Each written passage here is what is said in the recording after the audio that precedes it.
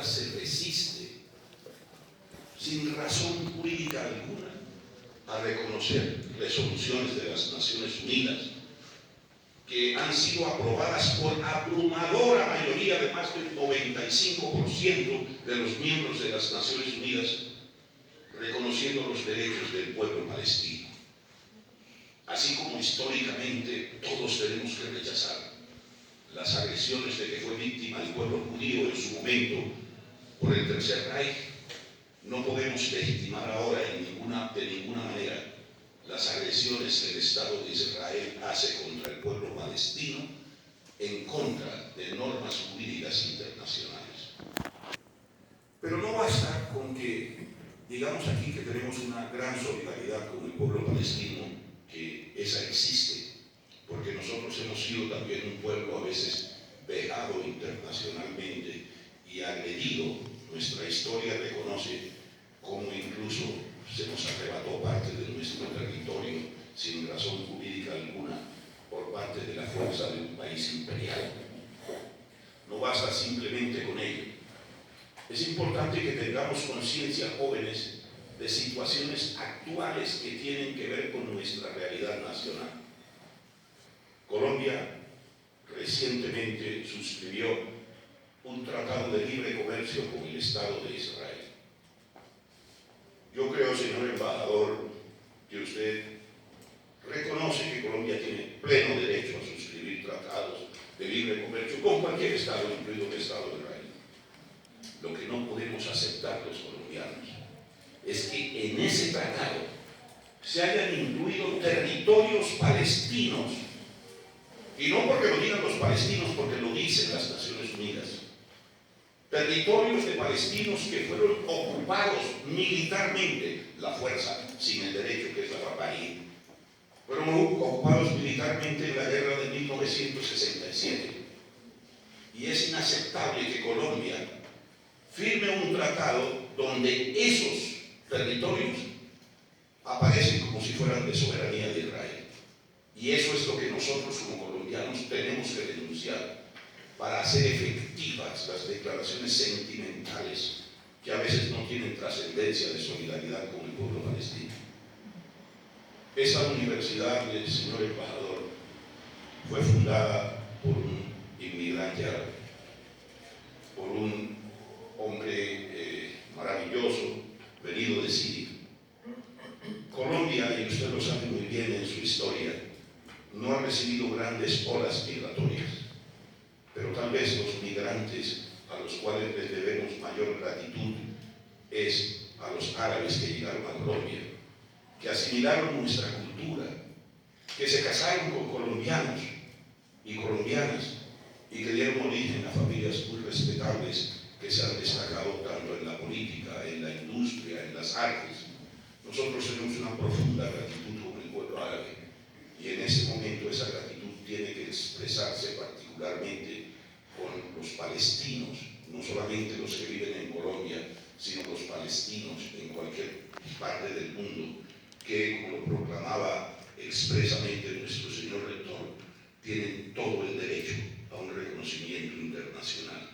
Y tenemos también que reclamarle a Colombia, porque así como yo exalto cosas importantes que ha hecho este gobierno, yo no entiendo por qué Colombia sea el único país de América Latina que no ha reconocido oficialmente el Estado de Palestina. Nosotros, que somos parte de esta nación, ustedes que no son el futuro sino el presente de esta nación, jóvenes, tenemos que crear algunos grupos que hagan sentir nuestra opinión sobre la necesidad de que Colombia reconozca la autonomía del Estado palestino, que establezcamos unas relaciones formalmente adecuadas ante el derecho, y por ello, señor embajador, nos congratula muchísimo su presencia aquí y que a través suyo llegue un mensaje a todos los palestinos residentes en nuestro país de la inmensa solidaridad que esta academia y que el pueblo colombiano en general tiene en contra de las injusticias que se están cometiendo contra un pueblo históricamente significativo y con una presencia humana que merece todo el reconocimiento nuestro. Muchísimas gracias.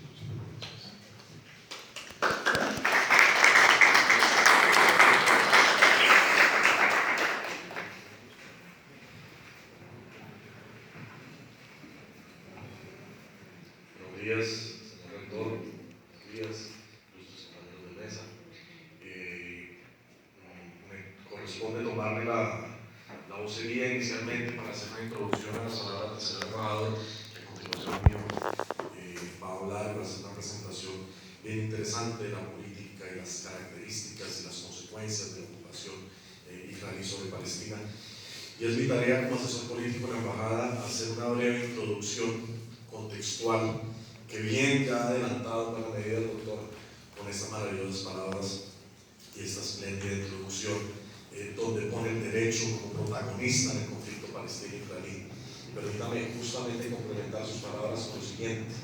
Cuando frecuentemente medios de comunicación o investigadores universitarios o personas de la sociedad civil colombiana nos preguntan en la embajada sobre la solución del conflicto palestino-israelí, la respuesta es una, y es en el derecho.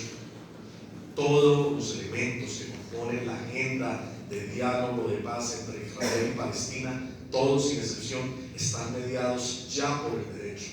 Pero justamente el derecho en la negociación es infortunadamente inexistente. Las resoluciones de Naciones Unidas, toda la batería de derechos humanos o de DIH y las convenciones de Ginebra que debieran estarse aplicando y en consecuencia no debiéramos estar hablando de una agenda de negociación, infortunadamente no se aplican. Si se aplicara el derecho internacional no habría conflicto palestino-israelí. Si se aplicara el derecho internacional no había necesidad de una agenda de diálogo. Si se aplicaran las resoluciones que el Consejo de Seguridad ha emitido al respecto, no habría en este momento conflicto palestino-israelí. Esto nos deja ver de entrada que hay una serie de mitos en torno al conflicto. Tal vez uno de los mitos más difundidos es que se trata de un conflicto milenario, no lo es. Que se trata de un conflicto religioso, tampoco lo es. Que se trata de un conflicto entre pueblos que se vienen disputando la tierra desde David y Goliat, sin duda no lo es. Es un conflicto de ocupación, regido por las normas que el derecho internacional tiene contempladas para la ocupación. Es un conflicto de ocupación, sencillamente. Es un conflicto que no es milenario, que inicia con los últimos 20 años del siglo XIX como antecedentes y que se va a materializar en la mitad del siglo XX, justamente en ese contexto que el señor rector y el señor decano mencionaban de Naciones Unidas y de la resolución 181 que ya voy a mencionar un poco más en detalle. Fines del siglo XIX, en Europa se discutían muchas corrientes de nacionalismo político. Ese nacionalismo que permitió la unificación alemana para fin de la década del 60, inicio de la década del 70, del siglo XIX, esos mismos nacionalismos que permitieron la unificación italiana también en el mismo periodo, esos mismos nacionalismos estaban justamente vigentes en la comunidad europea judía, que había visto, junto con la comunidad europea musulmana y junto con muchas comunidades europeas más, aquí no se trata de una exclusividad, había visto persecuciones durante varios siglos. Y en ese momento la comunidad europea judía piensa en un hogar nacional judío, y ese es el planteamiento justamente concebido por Theodor Herzl en su libro, su famoso libro de Judenstaat, el Estado judío, que sale justamente, que conoce Europa finalizando el siglo XIX. Pero este Estado judío planteado por Theodor Herzl no se pensaba fuera de Europa. Este Estado judío se pensaba fundamentalmente en una primera opción en Europa Oriental. Cuando algunos estados de Europa Central y de Europa Centro-Occidental pensaron que el sionismo iba en contra de los intereses nacionales de esos mismos estados, estamos hablando de los judíos alemanes, de los judíos franceses, de los judíos británicos, que siendo judíos se significaban ellos mismos, se veían ellos mismos como alemanes, como franceses, como británicos. En ese momento, posiblemente el sionismo pensó en un estado fuera de Europa Oriental, fuera de Europa. Se piensa América, se piensa en regiones de Argentina, se piensa África. Palestina aparece en ese momento como una opción menor. Esa opción menor que era Palestina finalizando el siglo XIX dentro del discurso del sionismo no se puede asociar a una argumentación religiosa. Theodor Herzl era laico, Y la propuesta de este Estado judío en su libro de Judenstaat, y los invito a leerla, es una propuesta de un Estado con separación de poderes y con privilegio del poder civil sobre el poder religioso. No estamos hablando entonces de una propuesta basada en un argumento religioso de pueblo de Dios o de tierra prometida, que valga la pena decirlo, haciendo las grandes manipulaciones del sionismo, cuando después de la tercera guerra árabe-israelí empieza a imprimir un discurso religioso al conflicto. No se trata de un regreso a la tierra prometida, no se trata de un derecho divino. En ese momento se hablaba de un Estado laico, De hecho, Marx, también en el siglo XIX, proponía ya en su texto La cuestión judía un nacionalismo judío europeo, pero emancipado de dos formas: emancipado económicamente y emancipado religiosamente. Entonces no se puede hablar de un hogar nacional judío inicialmente con un contenido religioso, para nada. Por esta razón, Palestina era una de las últimas opciones, era la última opción. Adicionalmente, la migración religiosa palestina era abierta. La población nativa palestina que caminaba por las calles de Jerusalén y veía en 200 metros un sitio judío, un sitio cristiano y un sitio musulmán, no podía desagregar de su identidad ninguna de estas tres corrientes religiosas. La fiesta de Abraham en Hebrón o la fiesta de Moisés era una fiesta celebrada por toda la población nativa palestina, que en su mayoría era musulmana y cristiana. Y eso las personas tal vez no lo tienen claro, que en Palestina hay una población cristiana fundamental, junto también con creyentes judíos que iban a compartir estas fiestas. La posibilidad de migración religiosa o peregrinación religiosa palestina no era ninguna dificultad. Incluso, recordando justamente, escuchando las palabras del doctor, me hizo recordar que Europa conoce los adelantos filosóficos de derecho justamente a través o ofrecidos desde el Medio Oriente. Esos primeros códigos que vienen desde lo que hoy es el Golfo Pérsico llegan a Europa a través de esa influencia árabe. Es más, la misma filosofía griega es conocida por Europa Occidental a través del trabajo de Maimónides y Averroes, el uno judío y el otro musulmán, que se compartían mutuamente y se retroalimentaban mutuamente, y a través de ellos Europa centro-occidental pudo tener acceso a esa filosofía clásica griega. Entonces no hablamos de un choque entre musulmanes y judíos, y mucho menos entre cristianos, musulmanes y judíos. Palestina es un sitio de peregrinación abierta. Por esta razón, la idea de hogar nacional judío no podía ser en Palestina. Es con el fin del siglo XIX y el tránsito del siglo XX, cuando el liderazgo del sionismo ya no está en manos de George Herzl, sino está en manos de la casa Rothschild y la casa Weizmann, que son casas sionistas europeas, pero que sin embargo, además de esto, eran casas, por un lado británicas, por otro lado francesas, por otro lado alemanas, y que eran las que se encargaban de financiar en buena medida las aventuras coloniales británicas. Es cuando estas casas asumen el liderazgo del sionismo que Palestina deja de ser una opción menor para ser una opción principal. La casa Rothschild, que en buena medida asume el liderazgo del sionismo, es la misma casa que financiaba para los británicos la construcción del canal del Suez, por ejemplo. Y es la misma casa que para los británicos financiaba sus operaciones en Persia. Y es la misma casa que para los británicos financiaba sus operaciones en Egipto y en el canal del Nilo, toda la cuenca del Nilo. Si ustedes hacen el ejercicio mental finalizando el siglo XIX, empezando el siglo XX, entre el Egipto británico y la Persia británica hay un obstáculo para los británicos, que es el Imperio Turco Otomano. Si los británicos querían conectar por tierra Persia con Egipto, tenían que destruir el Imperio Otomano y tenían que repartirse esos despojos de tal manera que pudieran construir un puente natural.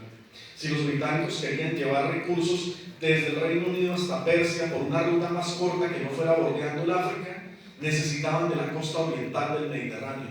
En consecuencia necesitaban a Palestina. Por esta razón el sionismo en esta segunda etapa, el sionismo de Rothschild, deja de ubicar a Palestina como una opción menor y la empieza a ubicar como una opción principal, alineando, sintonizando los intereses de este sionismo por crear un hogar nacional judío con los intereses coloniales británicos. Y el primer resultado de esta alianza es el compromiso británico, un documento que este año casualmente cumple 100 años, que es la Declaración Balfour, donde el gobierno británico se compromete simultáneamente, primero con los sionistas, con la Declaración Balfour, en crear un hogar nacional judío en Palestina, y simultáneamente también la corona británica se compromete con los árabes, que en ese momento era un apoyo fundamental, peleando desde adentro contra el Imperio Turco, en pleno contexto de la Primera Guerra Mundial, para crear un Estado árabe. Alguien a quien no le pertenece la tierra, le promete a terceros esa tierra que no le pertenece. Ese es el rol británico justamente, en ese momento, en el conflicto palestino-israelí. Después de la explosión del Imperio Turco y previamente habiéndose acordado entre los británicos y los franceses a través del acuerdo Sykes-Picot la distribución del Imperio Turco, los británicos crean justamente en Palestina, y no solamente en Palestina, sino en ese corredor que comunica el Mediterráneo con el Golfo Pérsico, incluyendo lo que hoy es Jordania, incluyendo lo que hoy es Irak, lo que hoy es Kuwait y la franja petrolera de Arabia, esa franja occidental de Arabia que da contra el Golfo Pérsico. Crean un puente en tierra y crean allí mandatos, los famosos mandatos británicos sobre los despojos del Imperio Turco, mientras que los franceses toman lo que hoy es Siria y lo que hoy es Líbano, sembrando también en buena medida la semilla de lo que después iba a ser la guerra civil libanesa, todo el contexto de Siria actual, pero es otra historia. En ese momento donde se reparten entre británicos y franceses las ruinas del Imperio Turco, finalmente de las dos promesas que habían hecho los británicos, al menos en lo que tiene que ver con Palestina, la corona británica va a favorecer los intereses del sionismo y va a favorecer entonces migración de europeos judíos a Palestina.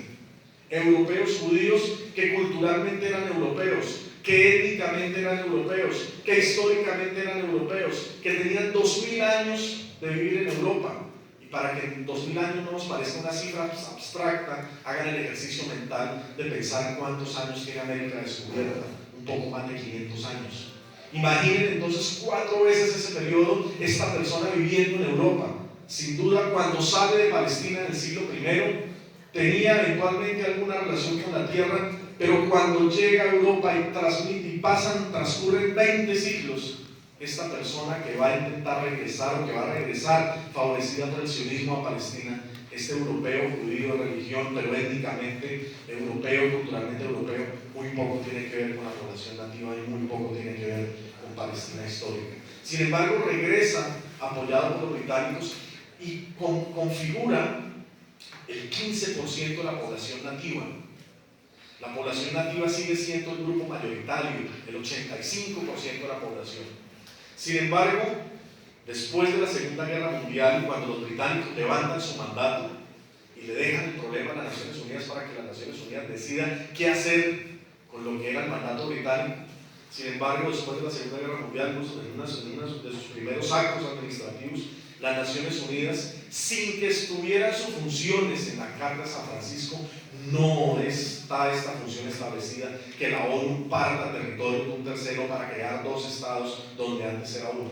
La ONU, sin embargo, en noviembre de 1947, con la famosa resolución de partición, la 181, decide partir Palestina y entregarle el 56% de la tierra a quien representaba tan solo el 15% de la población total y el 42% a lo que era el 85% de la población total.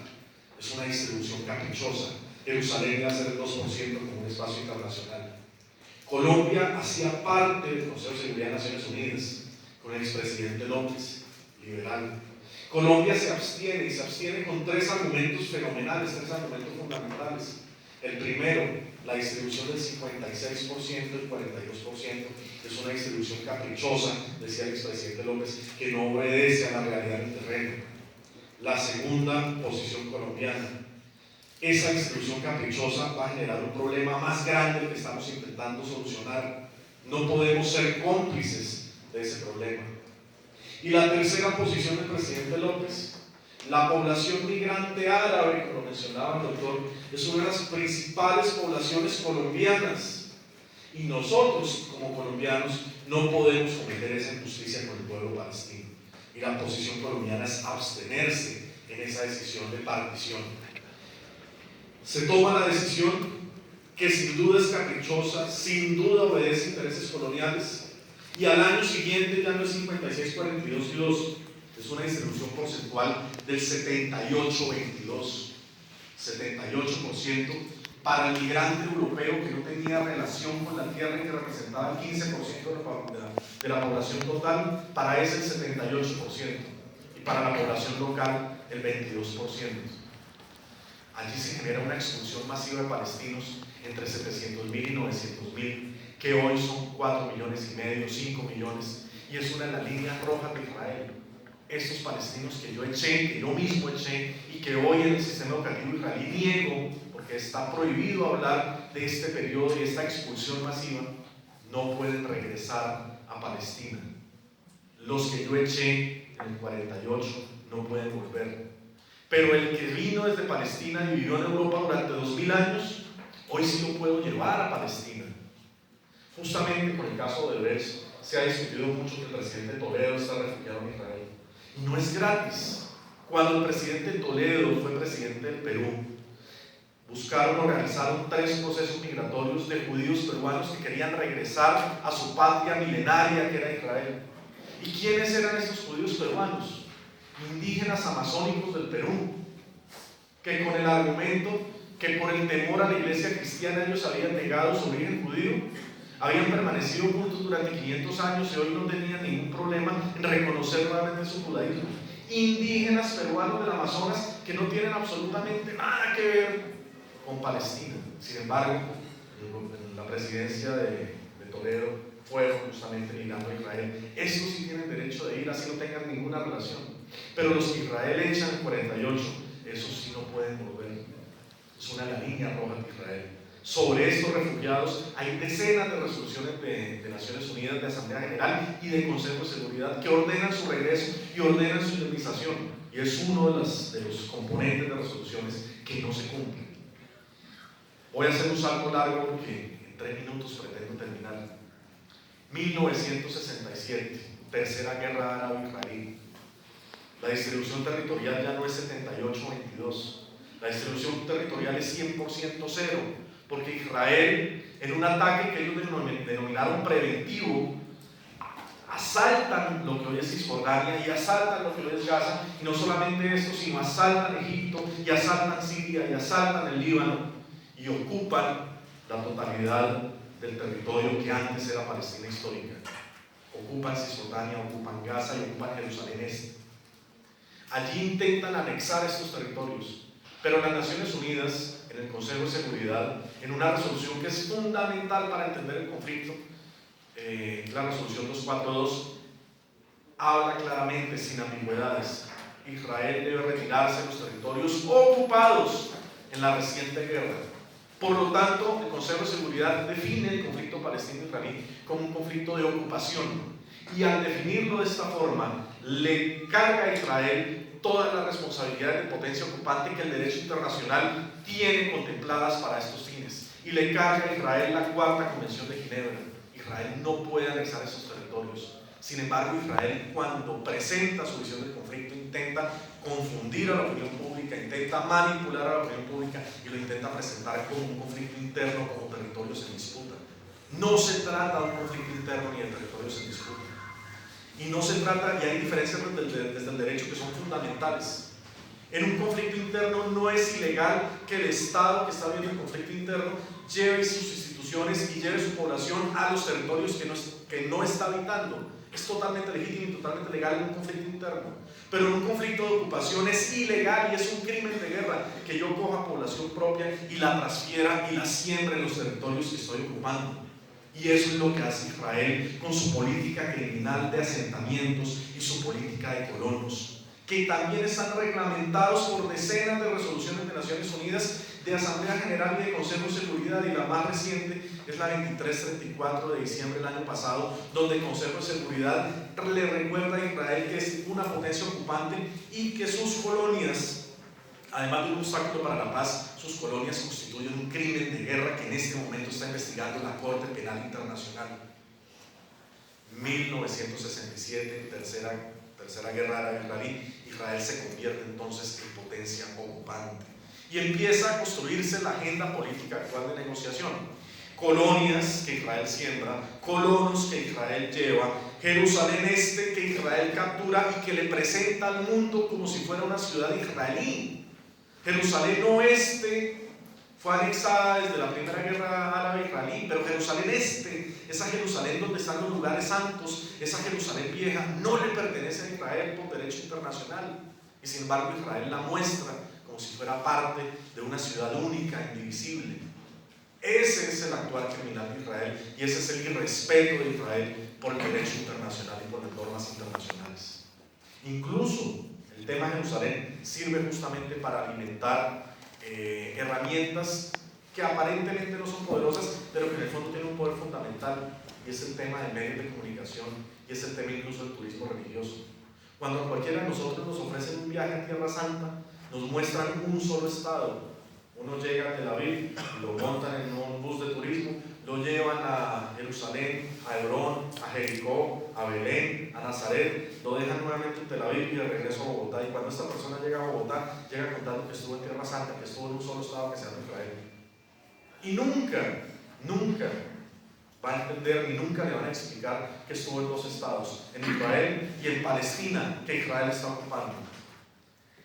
Voy a cerrar justamente haciendo énfasis entonces que a partir del 67 toda la agenda de negociación está mediada por el derecho internacional.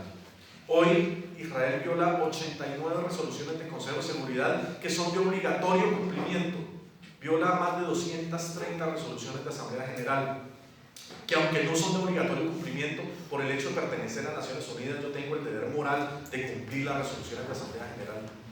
Viola una opinión consultiva de la Corte Internacional de Justicia que en 2004 ordena tumbar un muro que Israel construye, no en la frontera como se pretende hacer la actual administración estadounidense con México, no en la frontera, sino un muro que Israel construye dentro del territorio palestino, intentando crear una frontera de facto, adueñándose de territorios estratégicos donde hay recursos naturales. Esto la Corte Internacional de Justicia ordenó tumbarlo desde el 2004. Israel hoy es otro de los elementos que violan. Viola la Convención de Ginebra, la Cuarta Convención de Ginebra, en lo que tiene que ver con su responsabilidad como potencia ocupante. Y genera algunos elementos que seguramente el embajador va a profundizar en ellos, que son totalmente críticos en el derecho, como una aberración legal que se llama detención administrativa, que solamente ocurre en Israel. Si el derecho internacional se aplicara hoy, si se aplicara la resolución 242, una sola de las 89 que Israel viola, o se aplicara la resolución de diciembre, la 2334, una sola, hoy no estábamos hablando de un conflicto palestino-israelí. Aquí el gran sacrificado en este conflicto es sencillamente el derecho internacional. Muchas gracias.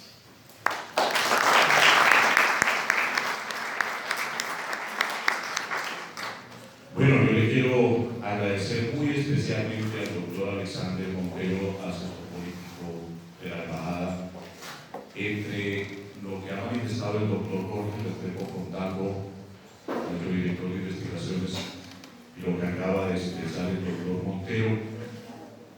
Ya ustedes pueden ir viendo el panorama, los antecedentes históricos, los fundamentos políticos, los fundamentos jurídicos, la diferencia con el problema religioso, para que se vea que no es una cuestión religiosa, y esta circunstancia que subrayaba el doctor Montero y que es muy importante, la posición de Colombia. Hablar el doctor Restrepo de la posición actual de Colombia, que no ha reconocido a Palestina como Estado, y la posición que en su momento observó Colombia cuando en 1947 se partió ese territorio de la manera como el doctor Montero lo describía. Le doy la palabra entonces al señor embajador para que completen ustedes toda esa visión que es muy importante tener acerca de lo que ocurre en Palestina. Señor embajador. Muchísimas gracias, señor rector decano, por la invitación. Doctor Jorge Restrepo, rector de investigación, muchísimas gracias a todos ustedes. Muy buenos días, muchas gracias por acompañarnos esta mañana. As-salamu alaykum es las palabras de saludo y nada, que quiere decir que la paz esté con ustedes. Salam significa paz, y es el deseo que cada palestino le desea a su amigo, a su familiar, a todo el mundo, todos los días. El deseo de una paz. es lo que buscamos los palestinos en esta lucha que lleva tantísimos años, la paz. La paz no solo para nuestro pueblo, sino que también para el pueblo de Israel y para toda la región, y para todo el mundo. Deseamos esta paz porque llevamos sufriendo de un conflicto, de un problema de ocupación desde hace más de 70 años. Hace 70 años que fue creado el Estado de Israel y que el Estado palestino, que supuestamente tenía que también haberse creado, hasta hoy en día no ha salido a la luz. 70 años de lucha del pueblo palestino. El pueblo palestino en estos 70 años sufrió la expulsión, la destrucción de toda una nación. Nadie puede imaginar que un pueblo entero, una nación entera, sea sometida a la violencia, a la ocupación, al genocidio, a las matanzas, a la expulsión, a la destrucción de toda una civilización milenaria que ha sobrevivido a tantísimas ocupaciones e invasiones que ha habido en esta zona de Palestina. Como ustedes saben, Palestina es una pequeña región que queda entre los tres continentes, Asia, África y Europa. Y por eso, y porque también ha sido el lugar de nacimiento de tantas tres religiones, ha sido el lugar tan deseado de tantas naciones y tantos pueblos del mundo. Pero nosotros los palestinos somos el resultado de todas esas ocupaciones e invasiones que ha habido en Palestina. Nosotros sí somos árabes, hablamos el árabe, deseamos la paz en árabe, es verdad. Pero somos todas esas naciones que han pasado por Palestina. Nosotros también somos los hijos, nietos, bisnietos, tataranietos de Jesucristo, de Moisés, de Abraham, de los persas que también pasaron por Palestina, de los egipcios también que pasaron por Palestina, de los griegos, de los romanos, de los turcos, de todos ellos. Nosotros no somos una raza elegida ni distinguida. Tenemos también gente morena, tenemos negros, tenemos blancos, ojos azules, porque nosotros somos, como digo, el resultado de todos estos que han pasado por Palestina. Pero eso no hace que nosotros no seamos una nación. Somos una nación y pertenecemos a la nación árabe, como aquí también Colombia pertenece a lo que es las naciones o pueblos de Latinoamérica. Somos parte de ese mundo. Somos musulmanes, somos cristianos y algunos también somos judíos. Samaritanos, también otra secta. Eso explica el por qué este conflicto nunca ha sido un conflicto religioso, aunque traten de parte de Israel y de muchas otras fuerzas de mostrar de que el enemigo de Occidente es el Islam, o el islamismo o el terrorismo islámico. Pero en Palestina siempre hemos convivido todas las tres juntas, como una sola nación. Nadie sabe si uno es cristiano o si uno es musulmán o si es judío. Lo importante es que sea una buena persona, como que lo debe ser. 70 años de lucha y no hemos cedido, porque creemos en nuestro derecho a seguir luchando hasta conseguir nuestros objetivos de ser un pueblo libre, un pueblo independiente. 70 años son muchos años de sufrimiento. 70 años que llevan muchísimos palestinos viviendo en los campos de refugiados, en los países árabes vecinos, con el deseo, con el sueño de volver algún día a su tierra, a sus casas, a sus pueblos que han sido destruidos por Israel, para borrar cualquier huella de su existencia. Porque Israel, desde que se fundó como un Estado para el pueblo judío, para los judíos. ¿Y cómo hacen entonces con un pueblo autóctono que ha vivido ahí en esa tierra, que ha cuidado durante todos estos años?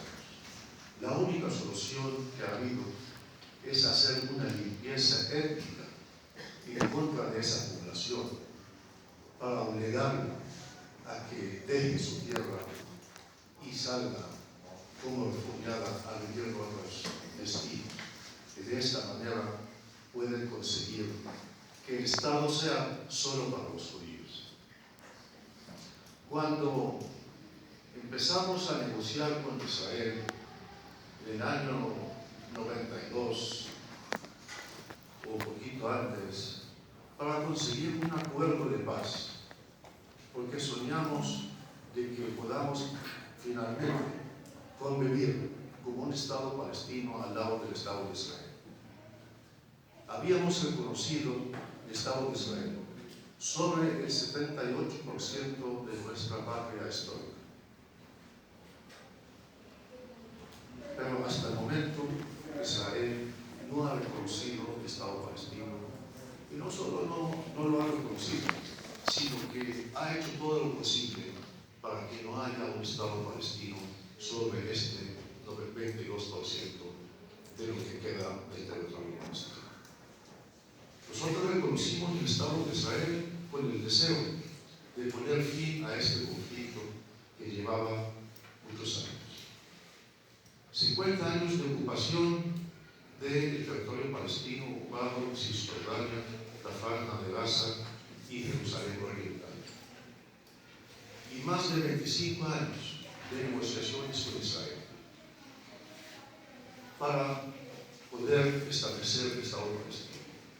Empezamos las negociaciones con el objetivo de que al cabo de 5 años podamos conseguir el establecimiento de un Estado palestino sobre la mayor parte del territorio palestino.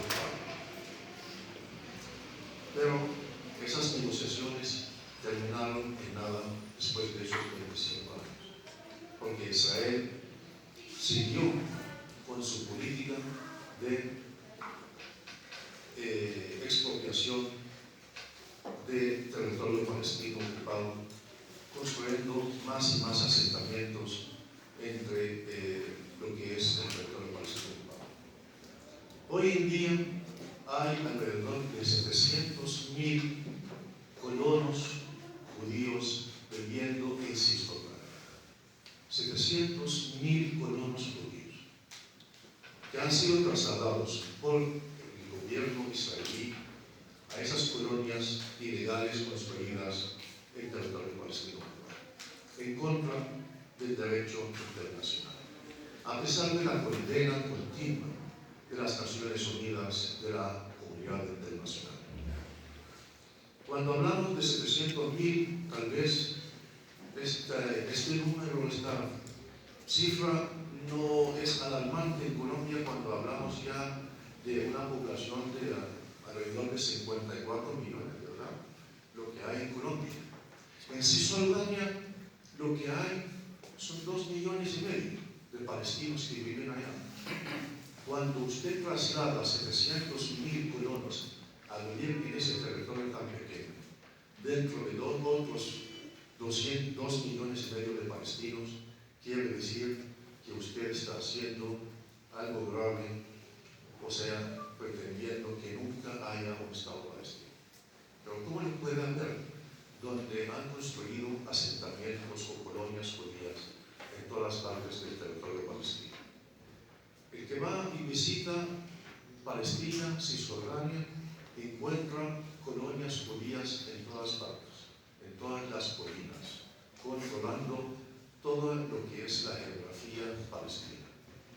Carreteras hechas solo para los judíos, donde los solo